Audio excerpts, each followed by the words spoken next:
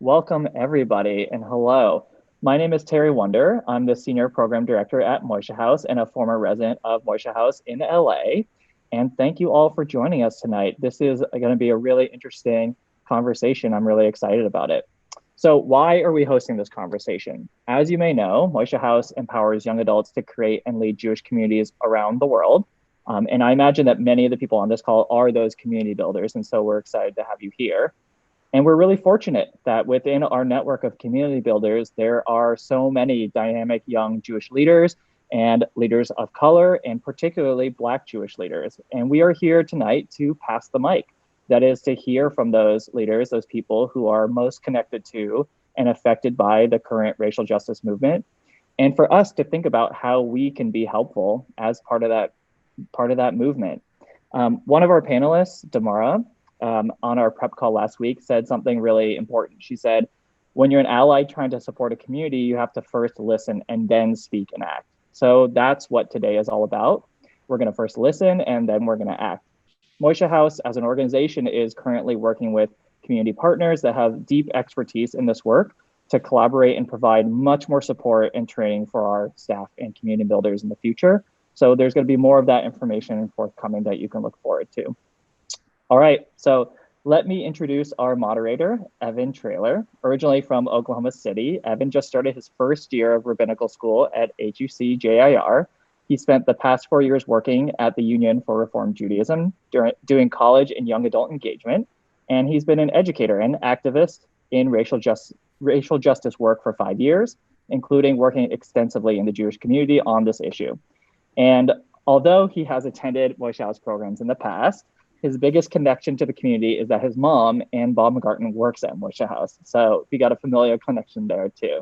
Welcome, Evan, and thank you for moderating tonight. Thanks so much, Terry. And I do have to start with a quick shout out. It is my parents' 29th wedding anniversary today. So shout out to them. They're just fantastic. So again, Terry, thank you. And thank you to Moishe House for organizing this. I think like many of you, I'm coming into this conversation just feeling really exhausted from the last few weeks. I think with all of the things that are happening, it's hard to process. And I can still remember 6 years ago when I first heard the name Michael Brown and how he was killed in Ferguson, Missouri. And it's just painful that the cry of Black Lives Matter is still a fight that has to be fought 6 years later. So as we go into this conversation, I'm mindful that a lot of people are thinking about policies and looking across the board at different solutions. And that at the end of the day, this moment and this movement are about people's lives and how Black folks can truly live free in this country. And while the last few weeks have been really hard, I'm also really energized for our time tonight. And I'm grateful to be with 4 incredible Black Jewish leaders who are not only contributing their time and energy right now, but have been leading our community in a variety of ways for a while. And as one of my mentors says, we are not going to solve racism in the next hour. It's just not going to happen. But this is the first right step, listening to the people in our community who are hurting the most right now. So we're going to spend our time tonight listening and learning from these incredible panelists.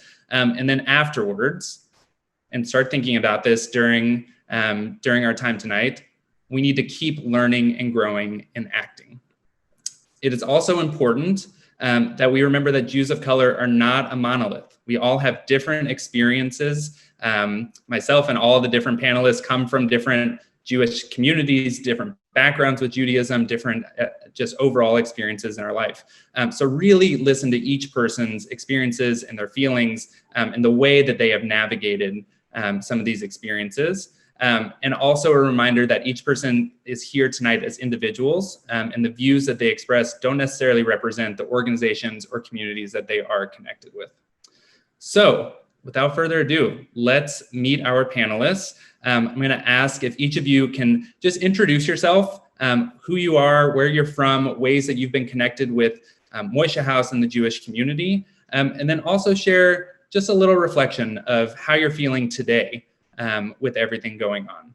So we're going to start with Tiffany, and then we'll have Damara, Jordan, and Kylie.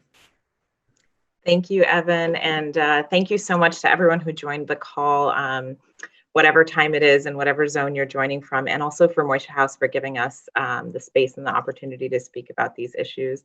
So I'm based in Washington, D.C. I am a proud Moishe House alum from the Columbia Heights House. I recently aged out of being a Moishe House Without Walls host, which is very sad, but I stay connected to the organization and to the Moishe House community in a number of ways.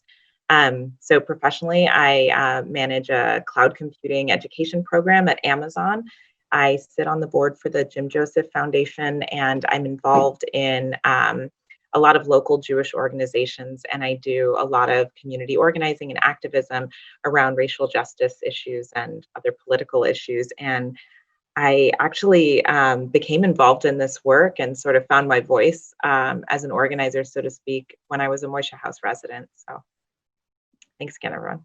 Oh, and how I'm feeling. Sorry about that. I think like you, I'm also feeling a little exhausted, but today I'm feeling somewhat optimistic. I was reading a few articles this morning and looking at some statistics, and this definitely looks and feels different than other protests we've had in recent years around racism and police brutality.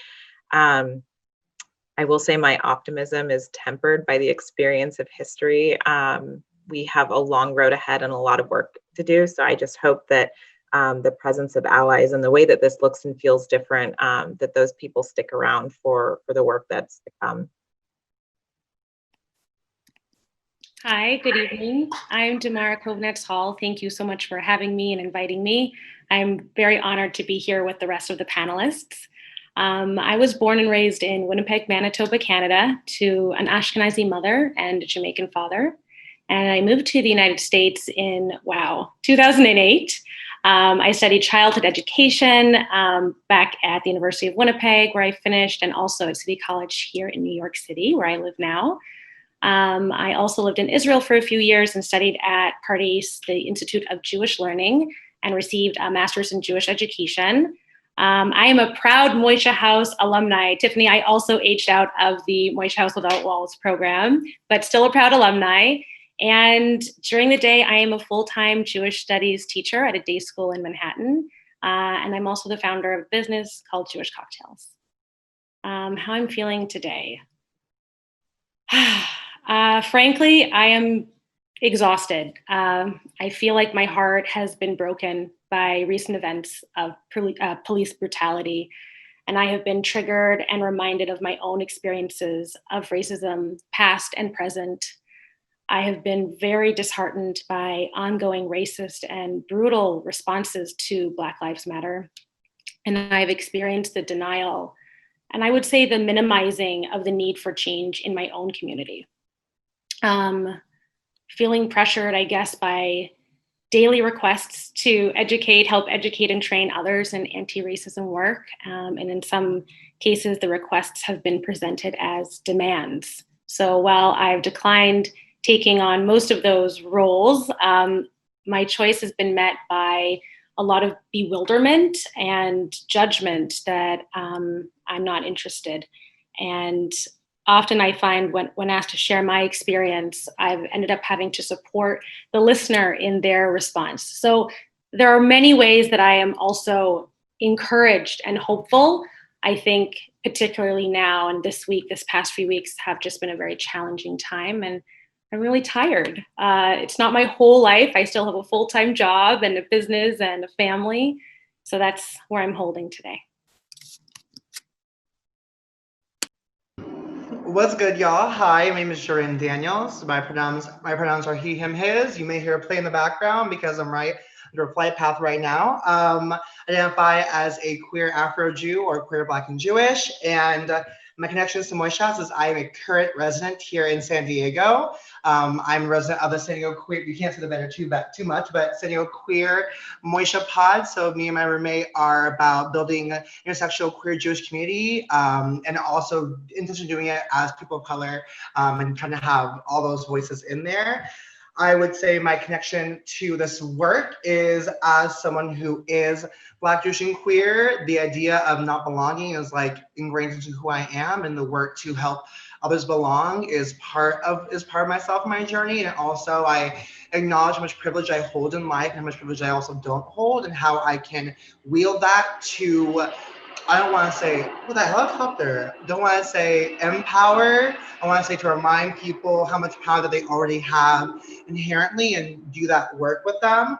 I work for a Jewish foundation that works alongside Moishe House. So I have seen a lot of the main people that, Terry, I work alongside Terry inside the Hive, and a lot of people inside here right now too. And my feeling right now is I am trying to contain my energy because I have a lot of different feelings and emotions and thoughts, and I am both exhausted and excited, as much as I am optimistic and angry at like the continual murder of Black folk, and acutely aware that the chances of this happening to me are so less likely than to my own siblings, whether that is chosen or biological. And I feel a bit of paralysis sometimes with what can I do and how do I do it, and also immensely moved into action. So I guess the word I would say I am holding would be like my I am statement. I am holding a lot inside myself and want to hold a lot for my chosen family on this call with me as well. So thank you so much for the opportunity to be here. Okay, I guess that leaves me. So I am Kylie Unell. I am an MHWOW host who lives in New York City.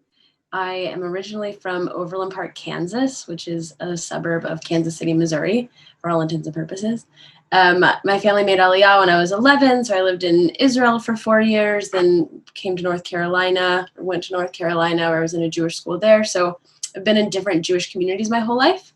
And I'm currently getting my PhD in Hebrew and Judaic Studies with a focus on German Jewish philosophy, looking at challenging certain stereotypes in orthodoxy and thinking about how certain people who would be coined like liberal spiritualists are actually more orthodox in nature. So challenging stereotypes in a lot of different ways from a more academic standpoint. But I also founded my own organization that's built on bringing academic level ideas and content to millennial Jews to like awaken Jewish souls and Jewish spirits like through Jewish ideas. There's a very enthusiastic video of me talking about that at NattyCon this year. So if you find that, I'm a little toned down now, but same level of enthusiasm. So I do that. And yeah, I think how I'm feeling, I mean, today in and of itself, I'm feeling great. Today's been a really good day. It's really nice outside and just feeling great. But on the whole, I mean, I'm in a Zoom call and I can see myself, and that's really weird. And like this whole time has just been very weird. So I think like there's that. And then on top of that, there has been just a lot of moments of like questioning what is it that I believe in? Who am I? What do I feel about everything that's happening? And like where do I stand on things? And I think there's a lot of discomfort around the fact that like I feel obligated and expected to give answers to things, but I'm also so happy and willing to do that because I think it's really important to educate and also just have a voice, but it is also a burden at the same time. So there's the Zoom aspect where everything's online, and then there's the aspect of a lot of people wanting my opinion on things. So it's a lot of things, but today itself was really good. And that's really the only thing I can affect right now. So just celebrating that, but a lot of feelings and things happening. Okay. Thank you, everyone.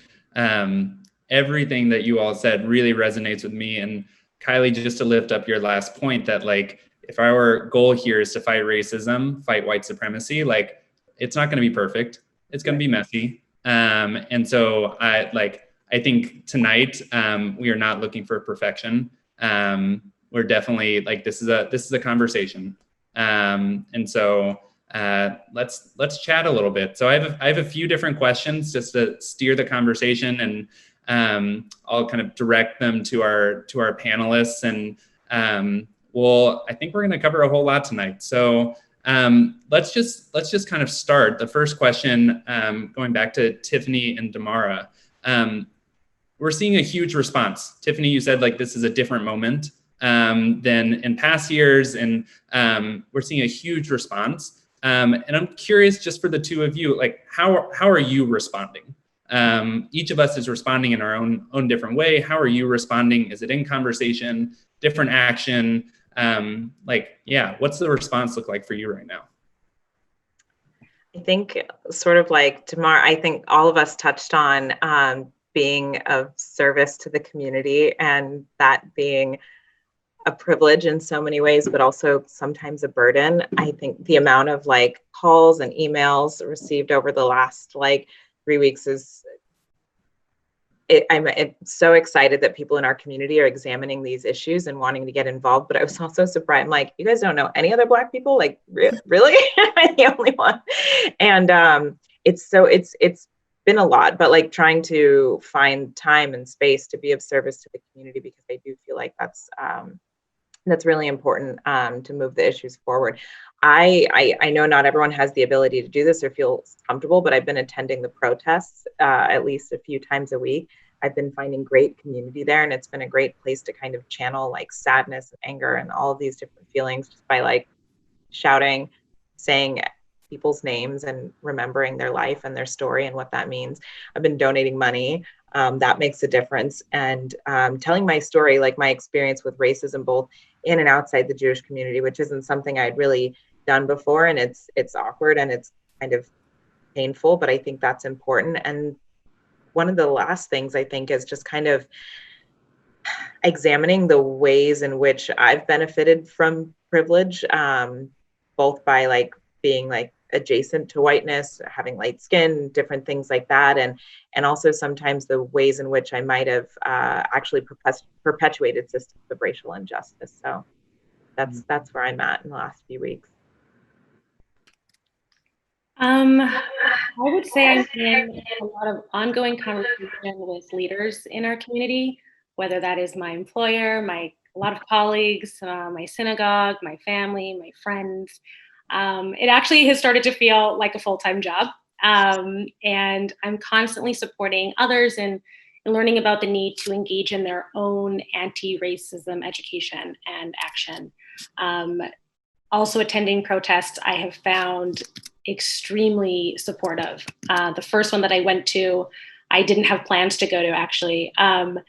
I heard them downstairs and I raced down. I didn't even put socks on. I'm like, oh, I'm just gonna be out there for like a few minutes. I'm gonna take some pictures. I'm gonna see what this is all about. And then I'm gonna go upstairs. And I'm on the Upper West Side, and I ended up walking all the way down to like Varick, Houston. It's far. I think we walked for about 2 hours. And then I realized I have blisters. I don't have money. How am I getting home? Did you not have shoes on? I had sneakers, but no socks. I was just running. I didn't want to miss it. And I felt such a release of tension that I had been holding. And I wasn't with anyone, and I'm someone that I want my friends with me. I want a buddy, just one other person. And I really didn't feel like I needed that. I felt so supported to just be there, and I felt very uplifted. So that's been something. I'm also working actively to share moments of happiness and joy within this very challenging time. So I have a friend date set up with another Jew of color, and we're just gonna watch a musical together and just enjoy each other's company, and finding spaces to be still and calm, to protect my energy, reaching out to a lot of close friends. And I talk to my mom a lot.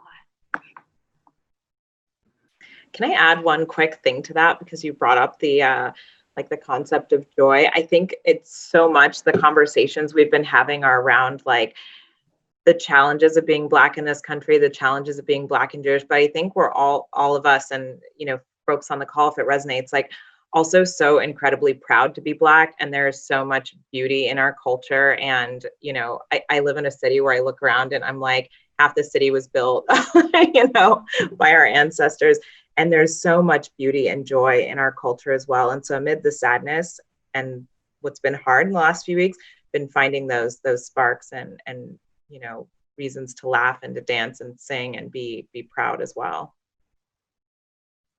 Yeah, I will echo. So I'm also in DC, and the protest area right outside the White House, which is officially Black Lives Matter Plaza now, it feels like community. Like, yes, it is protest, and yes, there is righteous anger, and it feels really connected. So I want to kind of extend what Damara and Tiffany were just talking about in terms of joy. And for Kylie and Jordan, what are you doing to take care of yourself right now? I know, like, for me, this last Saturday night, I watched Black Panther, and that was like what I needed to do in that moment. But what are you doing to take care of yourself during this really, really tough time? Jordan, you want to take it first?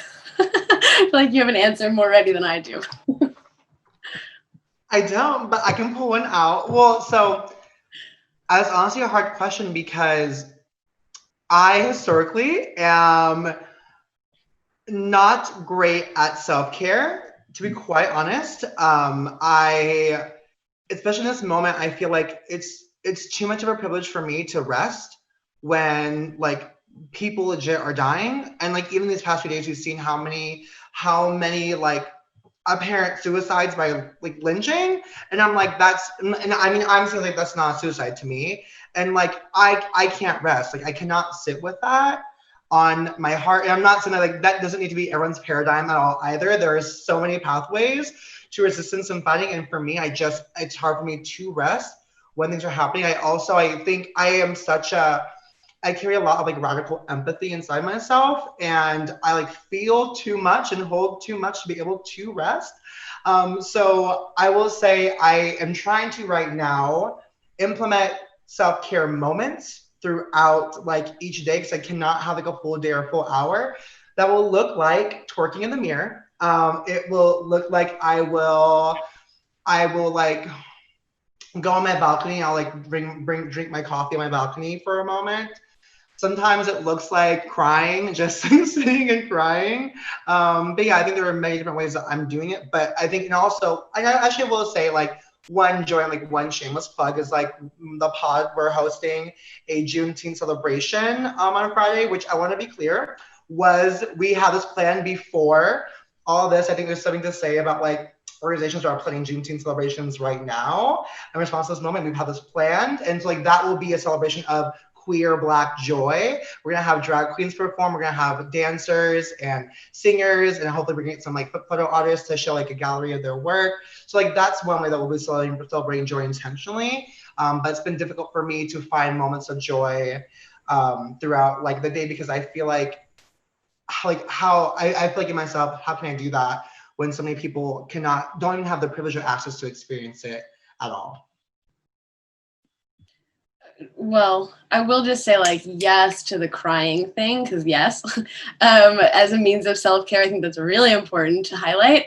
I think like self-care has been the name of the game for the last 3 months. It's like June, and we started this whole like staying at home thing back in February for some people. So I think that like that's really been the thing to focus on, and now just even more so. So I think like this whole time has been such a blessing insofar as like we really get the opportunities to actually like devote time to self-care and like see it as something that's reasonable and worthwhile. And I think like doubly so now because we have been so active and we can take a step back. So I feel like if we didn't get it in the first part of like quarantine, we can really get it now. But I think for me, self-care has looked like really figuring out ways to love myself. And I think that self-care oftentimes is conflated with like feeling good, sort of like in a through like sensations. So like giving yourself like having a bath and like doing something that's nice, which is really important. But at the end of the day, I think self-care really has to do with loving yourself. And so I have been writing and open and vulnerable and doing the things that are hard. And I don't think that self-care is easy. So it's actually been quite difficult, but I think that self-care really ties in beautifully to this time, because if you don't have a sense of love for yourself, you can't really love anybody else. Your actions will be largely motivated out of anger, insecurity, and not like true, thorough, full love. And I think in order to love anybody else fully, you have to love yourself fully. So this time has really been one of cultivating a healthy relationship with myself, which is, a lifelong process, I would say, because like good days and bad days, very real. Crying on the floor, very real. But I think that's also a very cathartic, like important thing to do. So self-care has really been just like allowing myself to feel things and to know that I will be a better person because I do that work. Absolutely. Okay. Thank you. Thank you both. I think, Kylie, just to lift up what you said, right? Like we've all been kind of experimenting over the last few months with like, what does it look like to take care of ourselves? But I think yes, it is amplified right now. Yeah. So we've been kind of reflecting on your experience in this moment. What does that look like for you? And I'm also mindful that we have lots of people. We're joined by lots of people here tonight who are looking for a little bit of wisdom.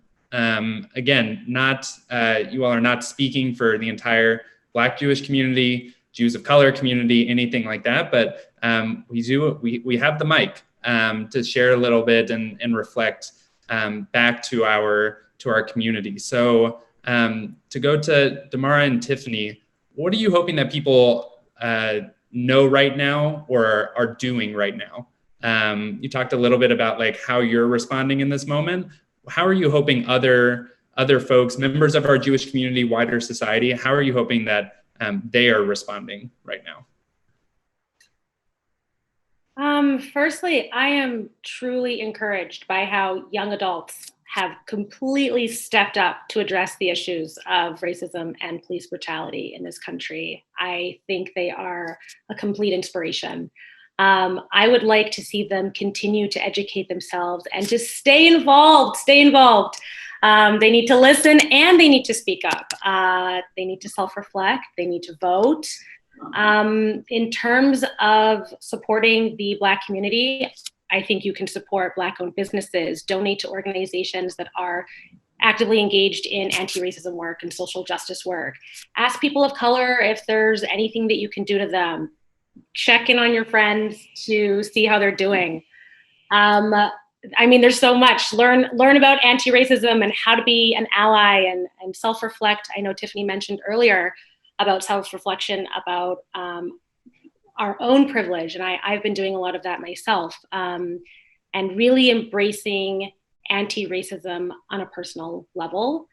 I would say expect the process to be very uncomfortable and do it anyways. Challenge yourselves personally, one another, in your family, in your friendships, with colleagues, in your workplaces, everywhere. And I think just being vulnerable and saying that this process is going to be uncomfortable and doing it anyway is really important. Acknowledging that racism exists within the Jewish community and committing to addressing it. And I think to do this work on a personal and community level in the spirit of humility, respect, non-judgment, and truly in the spirit of love. In terms of practical things, I had a few things I would offer. Just start a book club featuring writers, host a screening of a film with dialogue and discussion afterwards, share your reading lists, share your websites, fundraise, invite a speaker in. I'll stop, but there's so many things that you can do. And I would say the big takeaway for me is to stay involved. Definitely echoing the staying involved. And it's very encouraging how allies have shown up in this moment. And yes, to all of those things. I will say I've been somewhat, maybe not surprised, but a lot of my friends in the Jewish community and like my white friends are like, I'm going to read a book or an article. I'm going to educate myself on the issues. I'm not leaving the house. That's like the only thing I'm going to do. So it's a yes and, or this and, like, make sure you're educating yourself, learning about the issues, but also act, and if you at this point in time don't feel comfortable showing up somewhere, there's so many other ways you can show up and use your voice to move these issues forward. I think just remembering too that a lot of this is inherently political, which I know is uncomfortable for a lot of people, and gets into gray areas for some organizations, but it's political, and like, if we don't stand for, you know, fighting against racism, what do we stand for as a people? And I think probably for all of us on this call, and others who are in this work, the work of racial justice in the Jewish community was a very lonely space for so many years, especially when Black Lives Matter came to prominence. And I felt like, and please feel free to chime in on this call if that resonates, but that for a lot of us, we were forced to make a choice of like, you know, which side we stood on. And I know for me personally, it's like, I never want to be half Jewish and half Black. Like, I'm Black and I'm Jewish and I'm a whole person. I want to feel whole, just like everyone else on this planet. And having to make that choice was so isolating and hurtful. And I hope that we never have to do that again. I'm so happy that we don't have to fight for acknowledgement that Black lives do matter.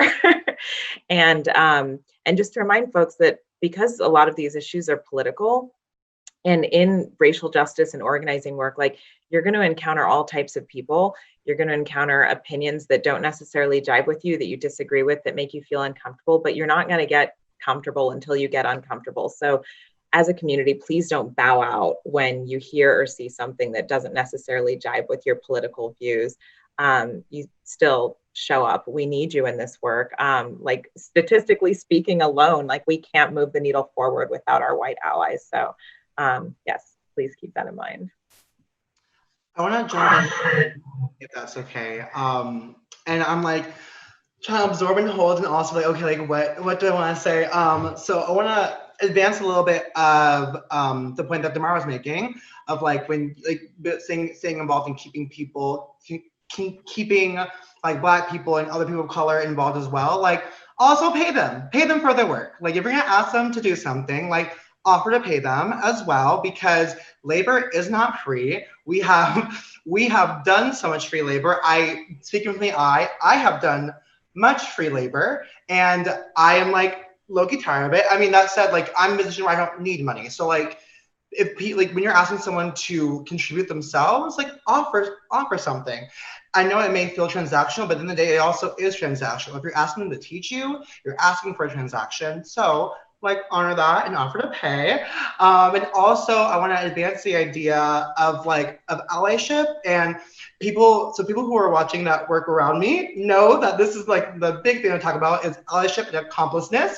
And like, allyship is no longer just enough in this moment. Like, it is not enough to just post like a resource. It is not just enough to talk about, to say Black Lives Matter. Like, actively do that in yourself. If you say Black Lives Matter, but your friend group doesn't have Black people, like, what are the optics on that? And what does the messaging of that say? And I mean, like, that can be as like macro as I'm going to give money to Black-led organizations, or as macro as like Damara said, like, I'm gonna have a book club to talk about anti-racism. But also in that book club, you know, like when you're geeking with your friends about when you're anti-racist, bring that to your children's schools, bring that to like your own families. I know it's, to Tiffany's point, it's uncomfortable and there's a lot of discomfort. And I want to just offer that we all, like, I imagine, let me not speak for all of us, sorry. I live in discomfort regardless, and I imagine people may feel the same way. We live in discomfort. We have, like, we're told to just deal with it. You're gonna have to work with that discomfort and work through it and do it with us, because we want to do this work with you, but we also cannot do it if you aren't really willing to be uncomfortable with it as well. I think I had other thoughts, but that's just like popping off in my head right now, so I had to add those in there.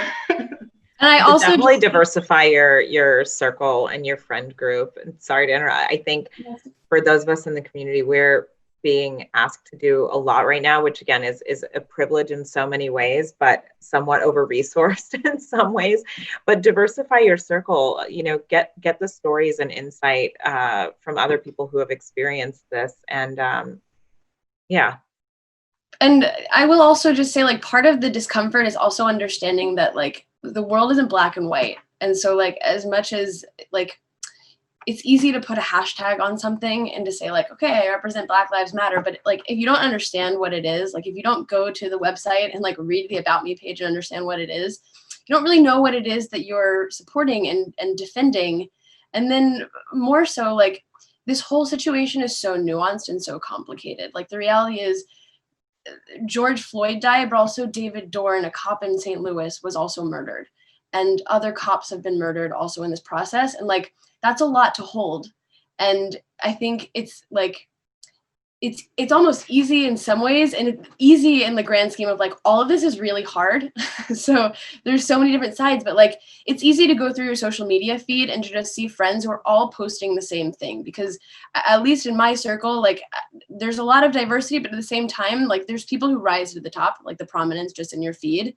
And understanding things from like the broad spectrum of views out there takes a lot of effort, and it's very hard, but it's well worth the work to understand what it is that you believe, and also to understand like the complications of the situation. Like, immigrants have lost businesses because of looting, and like, people have really suffered on both sides of this. And if you don't understand all of that, you don't have a full picture and a full view of this whole situation. And like, that's what it is. It's a whole situation that like, it's like people you wouldn't expect, or like all different people are involved in from different vantage point in different ways. And I think it's really important to understand that from all of the different angles. Mm-hmm. Yeah, I want to like, so all of these different ways to act, right? All of these different, and what I'm hearing from everyone is that it's not enough to do like one, and I would even say 2 or 3 things, right? Like, this is a moment where like there are lots of things that need to happen, and everyone's coming at it from different past experiences, different locations, right? Washington, D.C. looks very different from Los Angeles to Dallas to small communities, rural community, right? Like, the response looks different. And I'm also mindful that for a lot of people, this is their Ferguson moment. This is their Baltimore moment. Like, this is like the first time that that it is really sinking in, and that this has been a national conversation for years and decades, and this is the moment. And so I'm curious, and I'll start with Damara and Kylie. What kinds of mistakes are you seeing people make? What kind of mistakes are you seeing people, right? They're ready, they're on board, and they want to move forward, they want to contribute. And what kind of mistakes are you seeing? And this is not a like to call people out. This is like hey, let's course correct. If you're in this for the first time, or even if you've been doing this for a few years and you're making some mistakes here, like, let's course correct and let's keep moving forward. So let's start with Damara and Kylie, but then Tiffany, Jordan, feel free to hop in after. Yeah. Well, I think it's, I would say the first thing that comes to mind as a mistake or a course correct is really burdening people of color with the task of educating them about racism, and sometimes minimizing their need to do the work to learn. I really believe that people need to do their homework, and there are numerous resources that are freely available. Whatever your learning style, the information is available to read, to watch, to listen. I heard from one friend that she was so afraid to reach out to me out of fear of saying the wrong thing. And that made me really sad, because I like to think we're good friends. And for myself, I think I just like to be asked sincerely, how are you? I think that's a great starting place. Or maybe even, how can I support you right now? And if I have the energy and we have enough closeness in our relationship, I will tell you honestly how I'm doing. And if not, I still will really appreciate that you asked. Also, something that's really important for me to share is that there's so much more to me than my experience of racism and my thoughts about race, which I'm finding very triggering at the moment, and is something that I don't always want to talk about, especially now, or talk about repeatedly, or the only thing I want to have asked about me.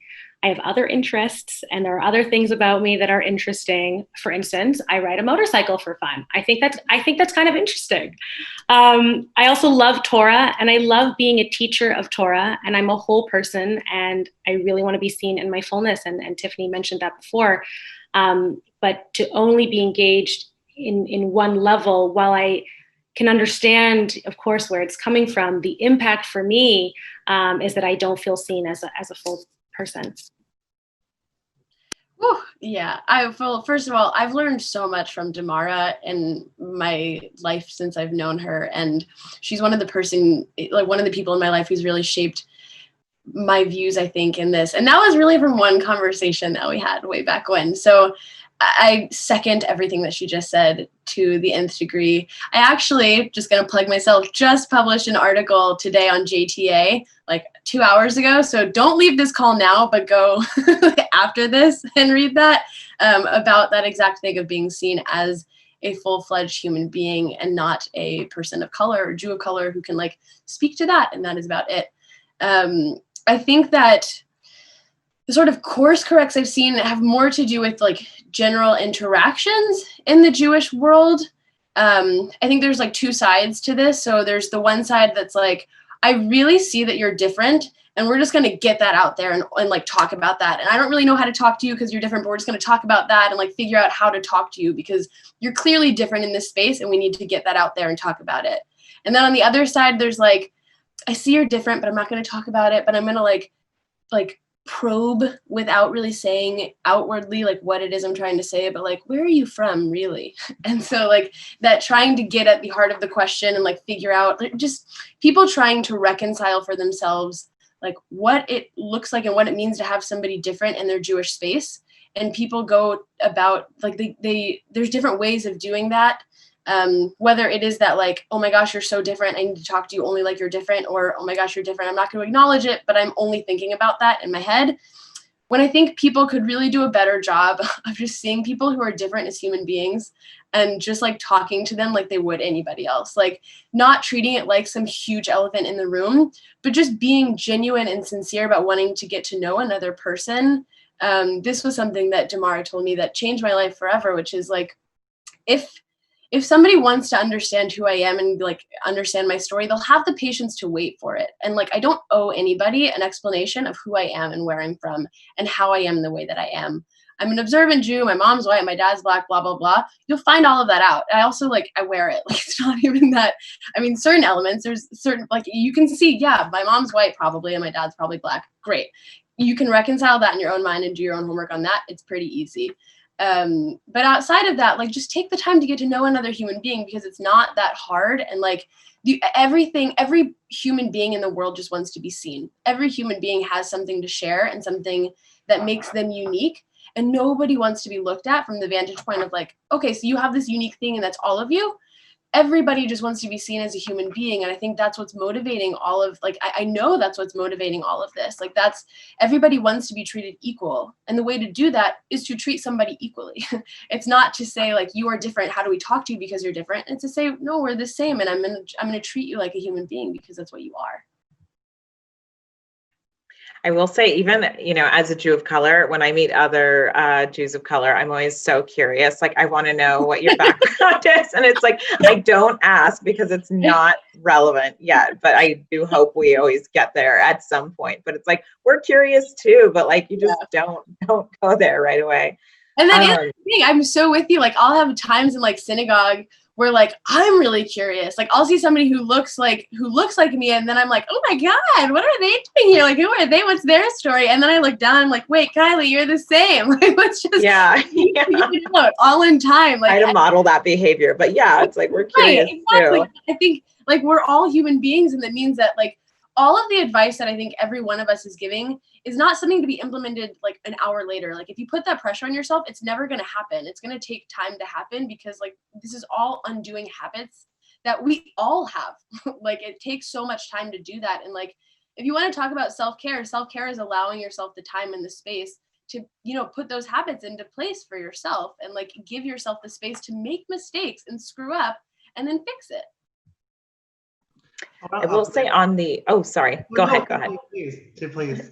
I was just going to say when we were on the subject of, you know, I hate to call it, mistake might be too strong of a word, but I'm like, this week getting a lot of like statements sent from organizations and like, here's our like diversity guide. And like, we're looking to diversify X, Y, and Z, like, you know, in the last few weeks. And I feel like the community is coming to this work so late. Like, I'm happy that they're finally there, but it's like, again, like work around like racial justice in the Jewish community was such a lonely space for such a long time, and there weren't friendly platforms to do this work and to have this conversation. We were met with a lot of resistance. So I'm happy people are finally engaging, but it feels like so like finally. And then like, I don't just want to see like these diversity guides and like educational materials. It's like, tell me what you're doing, how you're spending your funds, like how you're resourcing to tackle these issues. That's really what I want to see. I want to echo what Tiffany just said, because I think that is so important. Like, outline specifics of what you're doing. Again, it's like, it's not just enough to just say we're gonna do trainings. Yes, and what will those trainings look like? If you're going to think about allocating resources monetarily to choose a color, or like BIPOC people, Black Indigenous people of color outside Jewish community, like outline what that looks like. I want to uplift one thing that Kylie said, and then add something to like the course correction thing. And Kylie, it's going to sound contradictory, but it's along the thread of like seeing people equally and equitably. I grew up north in the Bay Area in the East Bay, and I loved it because to me that was what true diversity looked like. I grew up in a neighborhood where literally every other house was a different culture. Every other house, like we were all minorities, and that was so powerful. And to me, like, we all knew we were different, but none of us knew that we were unequal. And that to me is what like is really important. Like, I want to acknowledge our differences. We are different. Like, we're different in thought, we're different in skin tone, we're different in size, we're different in sexuality. Like, we are different, and we are equal and or equitable in this world. And I so I just want to uplift that. It sounds contradictory, but I want to say something. We're equal in our differences. We're all unique and different. Mm-hmm. Thank you. And then with the course correction, I just want to offer one thing that I've been telling people a lot the past few weeks, is that there is no right way to do something. In this moment, there is no one right pathway. There are a lot of wrong ways, and you will find those out as you do them.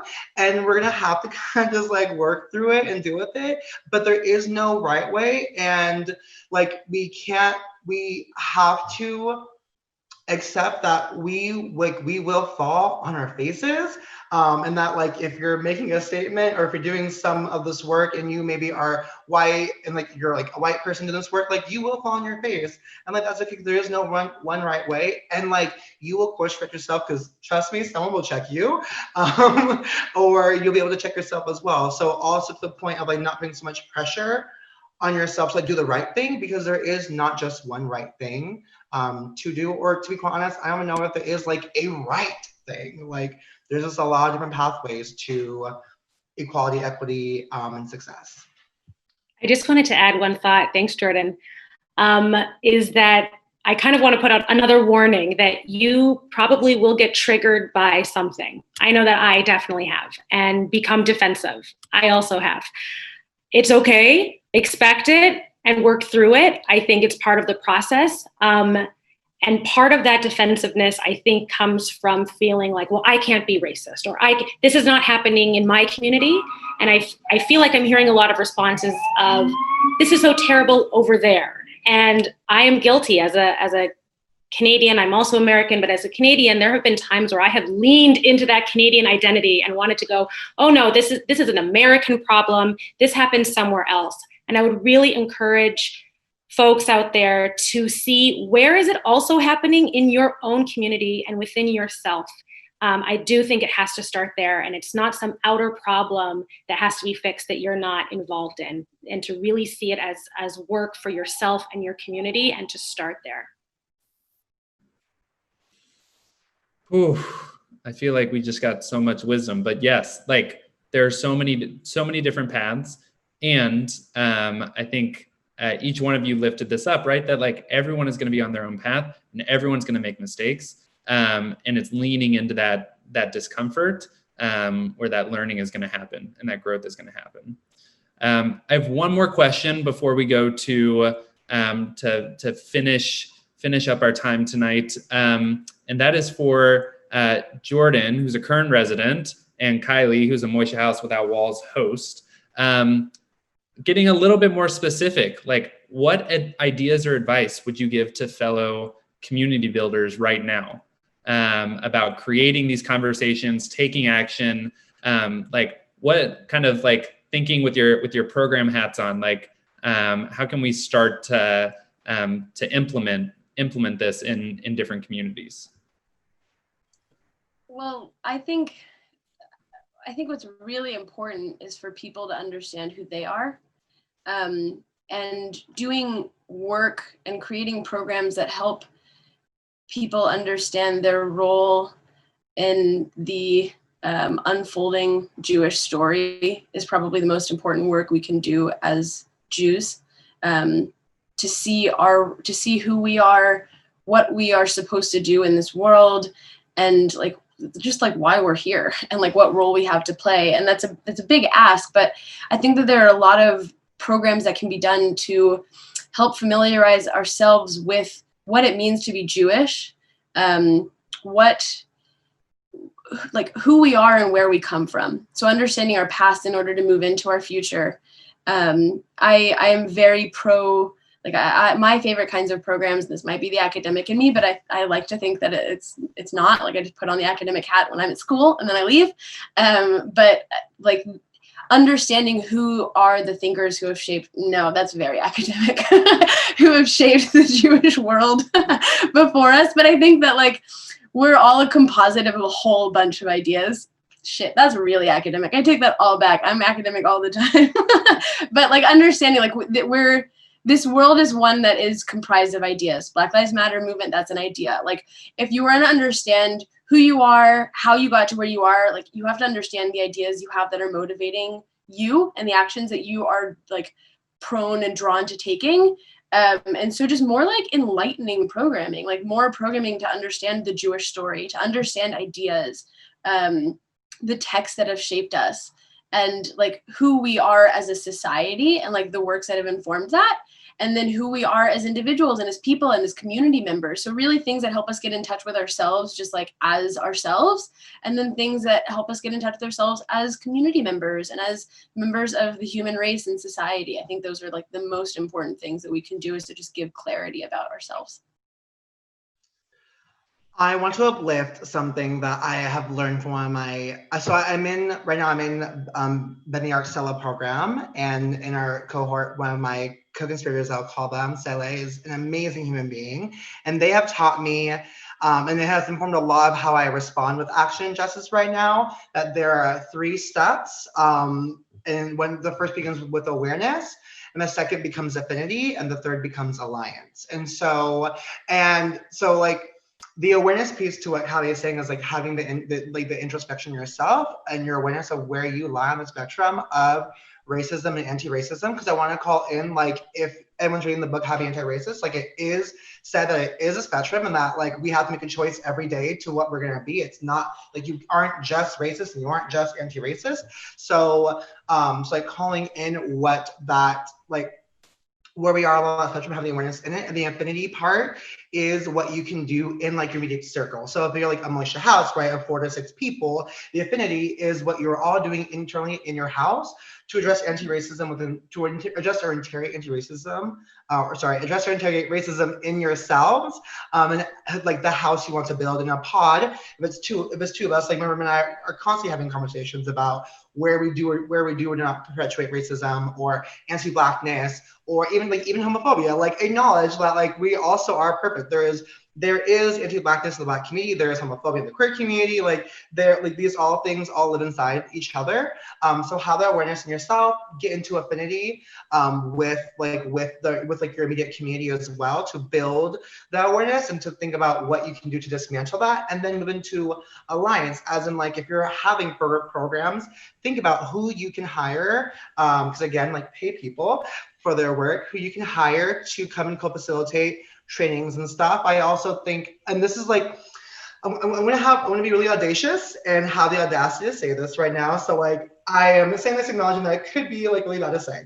Like, if you're in Moishe house, talk to your manager, talk to your pod manager, your house manager about what they also can do to support you in that. Can they help you get a book about anti-racism? Can they help you? Like find a facilitator in your area? Because also acknowledge that Anti-racism work looks different in every community. It will look far different here in San Diego than it will in DC, as Evan had made that point earlier.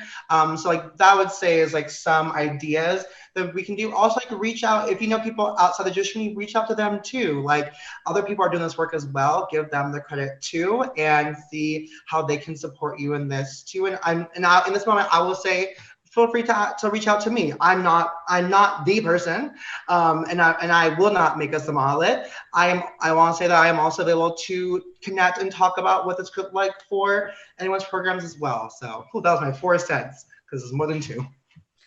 Can I also just add something that onto what I said, which is, I think the more that we can understand the diversity in the world broadly, but also in the Jewish world, the more we can understand the different roles that we have to play as like allies. So doing things to understand like who Moroccan Jews are, Tunisian, Algerian, Syrian, Persian, like Eastern European, German, like there's just so many different kinds of Jews. Even if you want to go to like South Africa and Australia, and there's so many different kinds of people in the world. And I think because all the programming is Jewish, it's easier to start with like what you know and your home bases. And so to diversify in terms of that in order to have a sort of a more open heart for people who are different than you, it's a really good way of inculcating that. I'm feeling so energized, and I'm also really upset that we have to like start to close this, because I feel like I could listen to you all talk the rest of the night. And I just feel grateful that we've been given space to have this conversation. And again, like not perfect, and like it is totally authentic of each of you. So thank you for everything tonight. I have one final question, just to finish everything, and that is like finish this one part of the work, knowing that tomorrow's a new day, and there are new challenges to be faced, and there's new work to do. But right now in this moment, what's giving you hope, and what are you hoping, a few months from now that you'll be feeling, or what will the world look like in a few months from now, and like what's your hope for that? So we have about 30 seconds, 45 seconds for each of you just to finish up. But what's giving you hope? What are you hoping for in the future? I can start. I hope to the dear God above that in 3 months, I am not looking at myself on a Zoom call and that we're all in person. If that isn't still happening, I will be upset regardless of anything. Sorry. But to add to my happiness, in 3 months, and just what's giving me hope now is that I think a lot more people are opening up within the Jewish community to see and understand that like there are diverse faces in this world.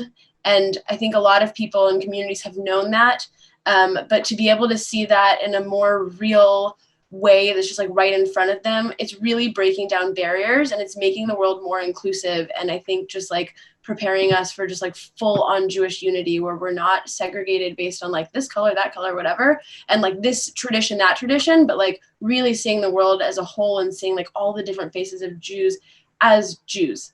And that's giving me a lot of hope. I'm seeing that breakdown starting to happen now. Thank you.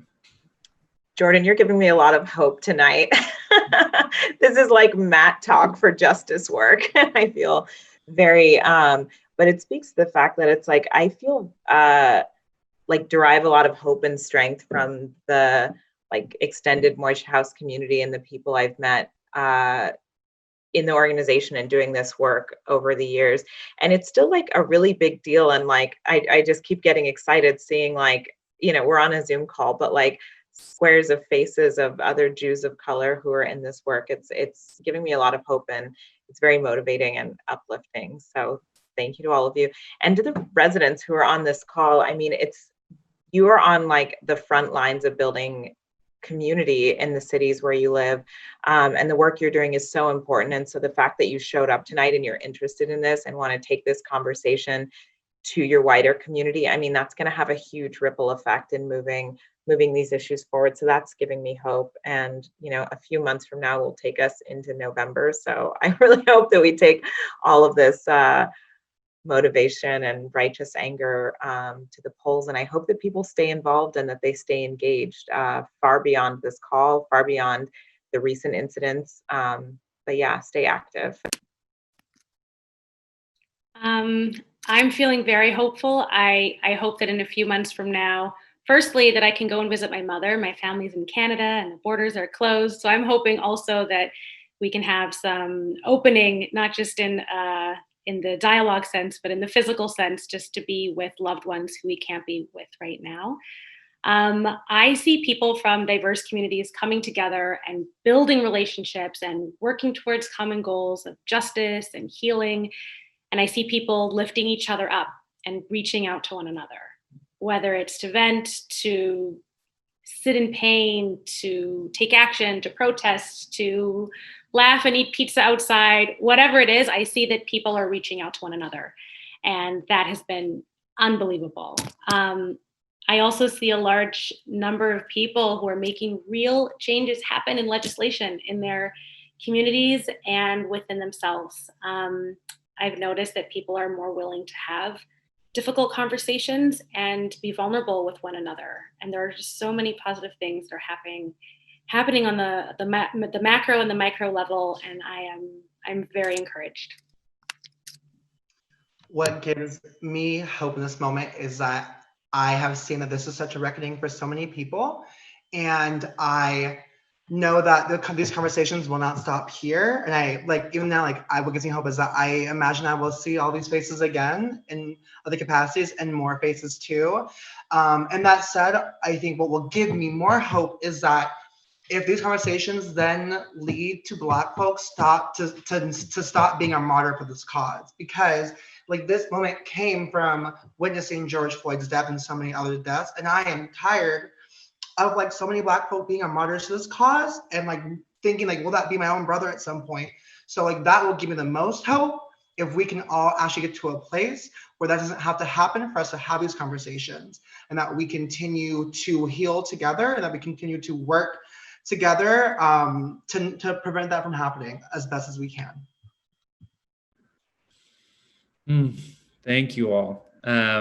You all are definitely giving me hope. I'm feeling hope also at the changes of people's behavior, of the policy changes, the really nitty gritty tangible stuff that's going to keep Black people safe and everyone safe. It is giving me hope, and we've got to keep doing it. We've got to keep doing it. I was reminded that yesterday. It's only been 3 weeks since George Floyd was killed by the police, and it feels like 3 months. So many things have happened, but we've got to keep the work going. So thank you, Tiffany, Damara, Jordan, Kylie. Thank you, Moishe House. Thank you for passing us the mic, and thank you for everyone for being here tonight. It was really special to share our panelists their wisdom and their insights, and I'm excited for everything moving forward. So thank you, everyone. Take care and good night. Thank you, everyone. Thank you.